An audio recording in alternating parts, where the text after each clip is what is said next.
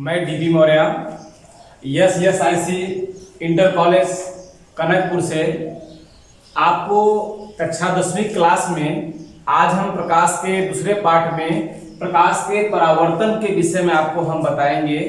जैसा कि पिछले क्लास में आपको बताया गया था कि प्रकाश का महत्व क्या होता है और प्रकाश का परावर्तन होता क्या है, इसके लिए एक नियम दिया गया है, उसको हम लोग देखेंगे। यहाँ पे देखिए बेटा, किसी भी चिकने सतह पर जब कोई प्रकाश आती है, आने के उपरांत पुनः उसी मार्ग पर नहीं कर सकते हैं, कुछ भाग उसी माध्यम में पुनः लौट करके चली जाती है, तो यहाँ पे हम लोग कहते हैं यहाँ पे प्रकाश का परावर्तन हुआ है। जो प्रकाश किरण हमारी आती है, हमारे चिकने सतह पे टकराती है और टकराने वाली इस किरण का नाम होता है आपतित किरण कहते हैं इसको हम लोग। जो सतह से टकरा करके उसी माध्यम में लौट जाती है उसे हम लोग कहते हैं परावर्तित किरण कहते हैं। और जिस बिंदु पर यह घटना आपतित किरण और अपवर्तित किरण जहां पर मिलते हैं, इसी को हम लोग कहते हैं आपतन बिंदु कहते हैं। और आपतन बिंदु पर खींची गई लंबवत रेखा को हम लोग कहते हैं अभिलंब। ध्यान दीजिएगा, परावर्तन के हमारे दो नियम हैं। पहला नियम के बारे में आप लोग सुनिएगा। आपतित किरण और परावर्तित किरण और आपतन बिंदु तीनों एक ही तल पर स्थित होते हैं। परावर्तन का पहला नियम है आपतित किरण, अपवर्तित किरण और आपतन बिंदु तीनों एक ही तल पर स्थित होते हैं। पहला नियम हुआ। दूसरा नियम यह है कि जब कोई प्रकाश जिस कोण से किसी सतह से टकराती है और परावर्तन के उपरांत जिस कोण से वह जाती है, ये दोनों कोण आपस में बराबर होते हैं। अर्थात हम यहां पर कह सकते हैं आपतन कोण परावर्तन कोण आपस में बराबर होते हैं। जिस घटना में प्रकाश का परावर्तन आपको दिखाई दे, उस घटना में आपका आपतन कोण I और आपका परावर्तन कोण R आपस में बराबर होते हैं। ध्यान देना बच्चों, यह आपका द्वितीय नियम है। और प्रथम नियम क्या कहता है? परावर्तन के प्रथम नियम में आपतित किरण और परावर्तित किरण और आपतन बिंदु तीनों एक ही तल पर स्थित होते हैं। और दूसरा नियम क्या है कि आपतन कोण परावर्तन कोण आपस में बराबर होते हैं।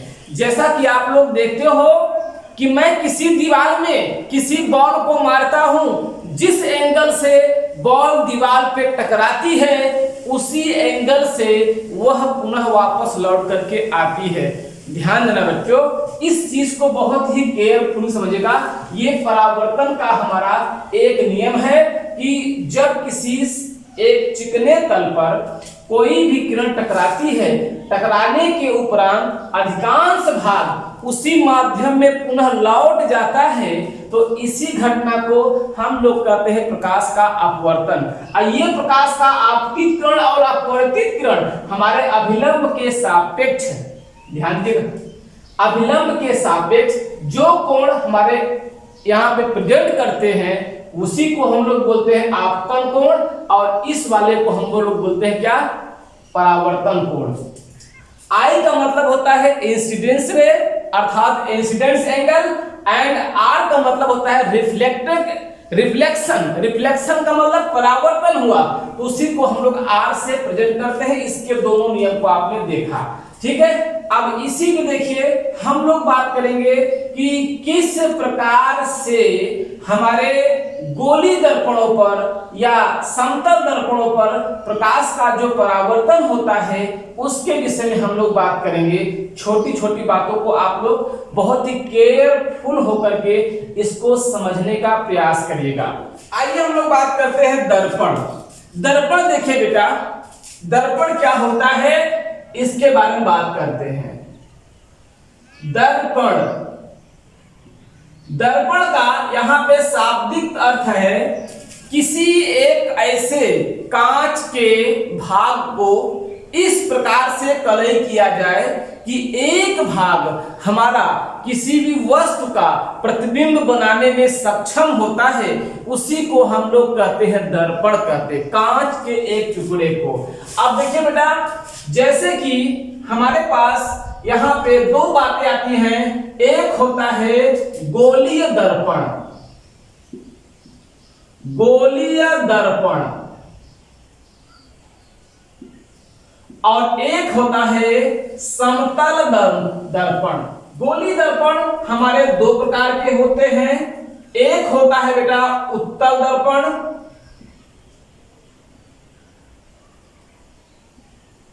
और एक होता है अवतल दर्पण। एक होता है समतल दर्पण, एक होता है गोली दर्पण। गोली दर्पण हमारे दो प्रकार के होते हैं, याद रखिएगा, गोली दर्पण हमारे दो प्रकार के होते हैं। तो पहले हम बात करते हैं कि समतल दर्पण क्या होता है, इसके बारे में देखेंगे।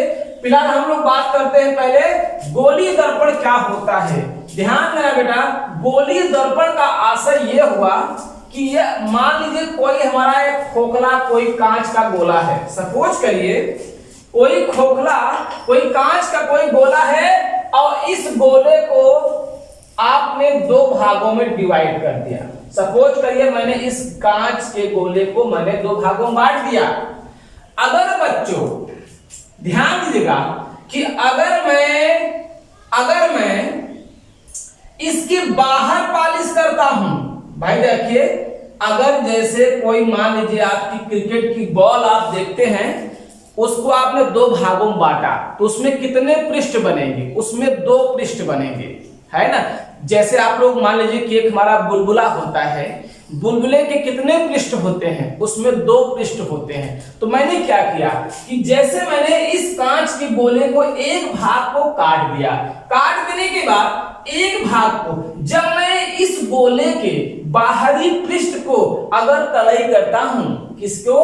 बाहरी पृष्ठ को अगर कलई करता हूं, बाहर कर रहा हूं, अंदर नहीं।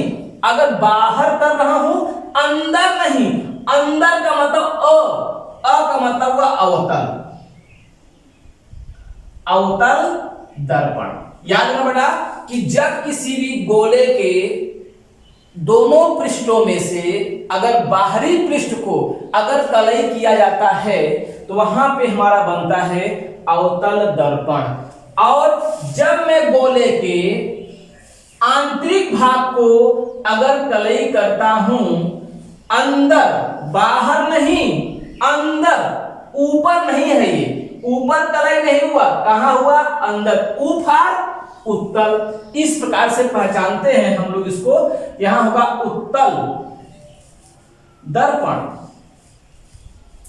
बातों को समझने का प्रयास करिए कि किसी गोले के मैंने दो भाग किया। अगर मैं अंदर पॉलिश करूंगा तो ऊपर नहीं कर रहा हूं, देखिए अंदर पॉलिश करूंगा तो उत्तल दर्पण आएगा। अगर मैं इस गोले के बाहर पॉलिश करता हूं तो हमारा कौन सा आएगा? अवतल दर्पण। इसी प्रकार से आप याद रखिएगा, अगर अंदर पॉलिश नहीं है, जो पॉलिश नहीं है वही वाला पहले शब्द आएगा। याद करने का तरीका है कैसे हम पहचानते हैं। अगर अंदर नहीं है मतलब कि अंदर नहीं है तो कौन सा होगा? अर्थात अवतल। ठीक, ऊपर नहीं है, ऊपर नहीं है, कहां है? अंदर है, ऊपर नहीं है तो ऊपर उत्तल। ये हमारे पहचानने का तरीका है कि कभी कभी हम भूल जाते हैं कि सर ये दोनों में से कैसे हम पहचान पाएंगे ये उत्तल दर्पण है कि ये अवतल दर्पण है। यही आप ध्यान में रखिएगा कि किसी भी गोले के अगर अंदर वाले भाग को अगर आपने पॉलिश नहीं किया है तो जो भाग पॉलिश नहीं आएगा, अंदर आ रहा है, अफार अवतल, ऊपर नहीं है तो ऊपर उत्तल। इस प्रकार से हम लोग इसको याद करते हैं। अब इसकी हम विशेषताओं को आपको बाद में बताएंगे। तो फिलहाल हम यहाँ पे ये बताए कि ये हमारा बड़ा क्या गोली दर्पण कितने प्रकार के हुए? दो प्रकार के, एक अवतल दर्पण और एक हमारा क्या हुआ? उत्तल दर्पण हुआ। अच्छा, अगला बेटा हमारा होता है समतल दर्पण। क्या होता है बेटा हमारा समतल दर्पण। समतल दर्पण क्या होता है? कांच के एक ऐसे पृष्ठ को समतल दर्पण, ध्यान दीजिएगा, समतल दर्पण मैं कांच के एक ऐसे भाग को जो एक भाग को कलई कर दूं और दूसरा भाग अगर परावर्तक तल के रूप में अगर कार्य करता है तो उसी को हम लोग कहते हैं समतल दर्पण। दिस इज द इमेज जिसमें हम लोग समतल दर्पण में हम प्रतिदिन अपने फेस को देख करके हम अपनी गतिविधियों को देखते हैं, अपनी क्रियाकलापों को देखते हैं कि हमारे चेहरे पे क्या है। तो समतल दर्पण क्या है? तो आप कहें कांच का एक ऐसा भाग होता है जो कि स्ट्रेट लाइन होता है, वो किसी वक्र का नहीं है, वह एक रेखी पथ का होता है। ठीक, याद रखना इसको बेटा कि इसकी एक रेखी पथ होता है। इसमें हमने कहीं से भी एक भाग इसका मैंने कलई किया हुआ है ना, इसे कहते हैं समतल दर्पण। आप देखिए बेटा इसमें समतल दर्पण भी आप जानेंगे। समतल का मतलब कि जिसकी कोई वक्रता त्रिज्या नहीं होता, वह गोले का कोई भाग नहीं होता, वह एक कांच का टुकड़ा होता है। ठीक है ना। अब देखिए इसी में हम लोग आपके दिमाग में आएगा कि सर कलई जो होती है वह किस चीज की होती है। तो आप इसमें ध्यान दीजिएगा कि जो हमारा चमकदार पार्ट होता है उसमें हमारा AG एंड HG या का मतलब कि दोनों में से कोई जो चमकदार पृष्ठ होता है हमारा, चाहे वो गोली दर्पण हो, चाहे वह अवतल दर्पण हो, चाहे समतल दर्पण हो, चाहे उत्तल दर्पण, कोई भी प्रकार का दर्पण होगा तो उसमें हमारा सिल्वर का या पारे का लेप किया जाता है। और उस लेप के बाद आप लोग दर्पण में देखते होंगे कि उसके इसके लेपिंग के बाद उसके ऊपर जिंक ऑक्साइड, लाल ऑक्साइड या जिंक ऑक्साइड की लेपिंग होती है। किसके लिए होता है मतलब ऊपर लाल ऑक्साइड। तो आप लाल ऑक्साइड में कोई भी ले सकते हैं, तुम्हारा जिंक ऑक्साइड है, आयरन ऑक्साइड है। तो मुख्य रूप से देखते हैं ज्यादातर हम लोग आयरन ऑक्साइड या लाल ऑक्साइड के रूप में उसके ऊपर लेपिंग उसके पीछे होता है, जिससे कि अधिकांश प्रकाश जो दर्पण में पड़ेगा वह अधिकांश प्रकाश हमारा परावर्तित हो, वह उस कांच को आर पार ना जाए। ठीक है ना बेटा। 100% तो कोई भी प्रकाश को अवशोषित नहीं कर सकता और न ही वह उत्सर्जित कर सकता है, परंतु दर्पण की सहायता से हम अधिकांश भाग को देखते हैं। क्या होता है कि वहां पे प्रकाश का अधिकांश भाग परावर्तित होता है। जैसे आप लोग देखिए चंद्रमा है और सूर्य है। चंद्रमा और सूर्य में आप लोग ये कि दो भाग, एक होता है कि चंद्रमा एक हमारा प्रदीप्त वस्तु नहीं होता, वह एक अप्रदीप्त वस्तु है, जबकि सूर्य एक हमारा प्रदीप्त वस्तु है। क्योंकि चंद्रमा जो होता है वह प्रकाश, सूर्य के प्रकाश का परावर्तन हमारे पृथ्वी पे करता है, अर्थात वह भी एक प्रकार का दर्पण की तरह कार्य करता है। दर्पण के माध्यम से वह एक दर्पण की तरह कार्य करता है जो हमारे पृथ्वी पे प्रकाश उसका आता है। तो उसी को हम लोग कहते हैं क्या, चंद्रमा एक अप्रदीप्त वस्तु के रूप में कार्य करता है। ये आपने देखा। आइए बच्चों हम लोग बात करते हैं कि प्रतिबिंब क्या होता है। हमारे इस भाग में हम लोग क्या क्या पढ़ेंगे। एक बेटा देखेंगे हमारे प्रतिबिंब कितने प्रकार के होते हैं। प्रतिबिंब देखिएगा, प्रतिबिंब क्या होता है, वस्तुएं क्या है, जो दर्पण के सामने रखी हुई है आपको दिखाई दे वही वस्तु है। हम आप दर्पण के सामने खड़े होंगे तो वहां पे ये नहीं कि हम एक जीव हैं, हमें उसके सामने खड़े हैं, इसका मतलब एक दर्पण एक वस्तु है। हम ये बोर्ड दिखाई दे ये वस्तु है, ये पेन दिखाई दे यह एक वस्तु है। तो वस्तुओं को हम लोग क्या कहते हैं, एक होता है वस्तु। अगर कोई वस्तु होगी तो उसका हमारा प्रतिबिंब जरूर बनेगा, और जिनका प्रतिबिंब बनेगा वो हमारे वस्तुओं के रूप में जाने जाएंगे। इसको ध्यान में रखने की बात है, इसको आप लोग क्लियर करेगा। एक बात ध्यान रखना, वस्तु हो गया। अब हम लोग बात करेंगे प्रतिबिंब। प्रतिबिंब बेटा हमारे कितने प्रकार के होते हैं। प्रतिबिंब हमारे दो प्रकार के होते हैं, इसको आप लोग ध्यान में रखिएगा। एक होता है वास्तविक प्रतिबिंब, एक होता है आभासी प्रतिबिंब। प्रतिबिंब कितने प्रकार के होते हैं, दो प्रकार के। एक बेटा होता है वास्तविक, एक होता है वास्तविक, एक होता है बेटा हमारा आभासी। याद रखना ये दोनों शब्द हमारे यहाँ काफी बार आते हैं कि प्रतिबिंब हमारे कितने प्रकार के होते हैं। प्रतिबिंब हमारे दो प्रकार के होते हैं। कौन कौन? वास्तविक और आभासी। कौन कौन से दर्पण ऐसे हैं जो वास्तविक प्रतिबिंब बनाते हैं, कौन कौन से दर्पण ऐसे हैं जो आभासी प्रतिबिंब बनाते हैं। तो बच्चों इस बात को नोट करिएगा, समतल दर्पण जिसमें हम लोग प्रतिदिन सुबह शाम या किसी भी टाइम अपने फेस को देखते हैं, उसमें बनने वाला प्रतिबिंब हमारा हमेशा आभासी होता है। ये कैसे हम पहचानेंगे कि किसी भी दर्पण में आभासी प्रतिबिंब बना? याद रखना बच्चों, सबसे मेन पॉइंट है कि जब भी कोई चीज किसी भी दर्पण के सामने अगर आपको सीधा दिखाई दे, इसका मतलब है कि वह आभासी प्रतिबिंब है। आपके सोचने में आता है कि हम अपने चेहरे को दर्पण में देखते हैं तो सर वो तो एकदम वास्तविक जैसे हम हैं वैसे दिखाई देता है। वह आपको दिखने वाला प्रतिबिंब वह दिखने वाला जो आपको इमेज है वह एक प्रकार का वह प्रतिबिंब है। और वह प्रतिबिंब आपको कैसा दिखता है? सीधा दिखता है, उल्टा दिखता है। तो आप कहते हो सर हम दर्पण में जब देखते हैं तो हमें सीधा प्रतिबिंब प्राप्त होता है, और जो भी चाहे वो लेंस हो चाहे वह दर्पण हो, जहां भी सीधा हुआ वह हमेशा आभासी बनेगा। याद रखना कि जहां भी सीधा प्रतिबिंब हुआ हमेशा वह आभासी के रूप में जाना जाता है। समतल दर्पण में ऐसी कोई घटना नहीं है कि जिसमें हमें वास्तविक प्रतिबिंब प्राप्त हो। समतल दर्पण में हमेशा हमें आभासी प्रतिबिंब ही प्राप्त होते हैं, इसको ध्यान में रखिएगा। लेकिन आप देखिए बेटा, जो गोली दर्पण होते हैं, गोली दर्पणों में स्थिति के हिसाब से कि गोली दर्पण में कोई वस्तु कहाँ पे रखी है, उसके दृष्टिकोण से हमारे गोलीय दर्पणों में वास्तविक और आभासीय प्रतिबिंब बनते हैं। लेकिन हमारा जो दर्पण है अवतल दर्पण, अवतल दर्पण में हमेशा वास्तविक प्रतिबिंब ही बनता है। एक कंडीशन ऐसा होता है जहां पे अवतल दर्पण में भी आभासी प्रतिबिंब बनता है, लेकिन उत्तल दर्पण में हमेशा से हमेशा किसी भी कंडीशन में आप उसमें वास्तविक प्रतिबिंब नहीं प्राप्त कर सकते हैं। बात को समझने का प्रयास करिएगा। समतल दर्पण हमेशा आभासी प्रतिबिंब बनाता है क्योंकि वह सीधा दिखाता है। अवतल दर्पण में हमेशा वास्तविक प्रतिबिंब बनाता है, सिर्फ एक कंडीशन को छोड़ करके।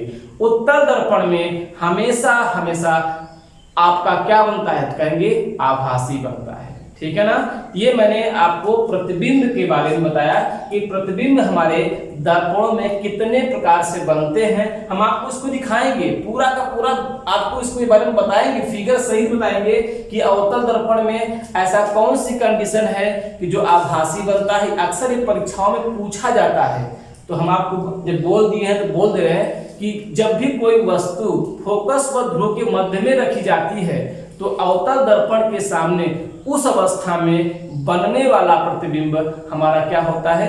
आभासी होता है। ठीक, अच्छा एक बात और करने से बेटा कि सर ये जो आपने कहा जो सीधा दिखाई दे वो क्या होता है? वास्तविक प्रतिबिंब, वो आभासी होता है। एक पहचान करने की हमारे पास तरीका और है। किसी भी दर्पण के सामने आप खड़े होइए, अगर आपका प्रतिबिंब दर्पण के पीछे बने, याद रखिएगा, अगर आपका प्रतिबिंब दर्पण के पीछे बने तो हमेशा वो आभासी ही होगा। आप देखते हो, जैसे सपोज करिए कि आप कोई बालक कोई है यहाँ पे दर्पण के सामने खड़ा है, उसका प्रतिबिंब हमेशा उसको दर्पण से उतना ही दूरी पर दिखता है। आप उसको महसूस कर सकते हैं अपने घरों में जो दर्पण रखे होंगे, इसमें आप चेहरा दिखते हो। जैसे मैंने यहाँ चेहरा दिखा, ये यहाँ की दूरी अगर मान लीजिए कि आप यहाँ पे 30 मीटर या 30 सेमी है, तो यहाँ से जो आपका दर्पण है आपके प्रतिबिंब की दूरी भी कितनी होगी? 30 सेमी पर ही होगी। अब देखिए ये दर्पण के हम आगे खड़े हैं, प्रतिबिंब कहाँ बन रहा है? पीछे। ये भी एक हमारे पास पहचानने का तरीका है। किसी भी प्रकार के दर्पण में अगर प्रतिबिंब हमारा दर्पण के पीछे बनता है तो हमेशा वह आभासी होता है।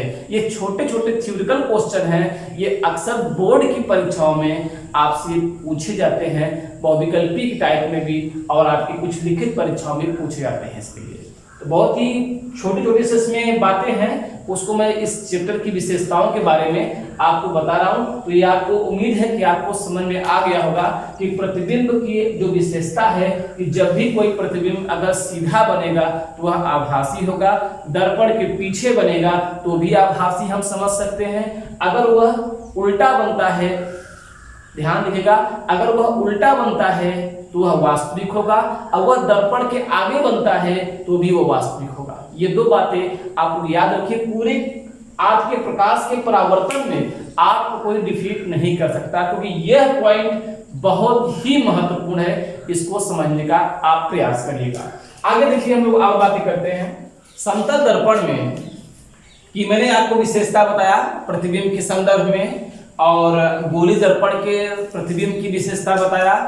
और इसमें देखिए बेटा, समतल दर्पण में ये बहुत ही एक अच्छा प्रश्न है, अक्सर ये पूछा जाता है, किसी भी समतल दर्पण के सामने आप कितनी लंबाई का आपके सामने दर्पण रखा जाए कि जिससे कि आपका पूरा प्रतिबिंब बने।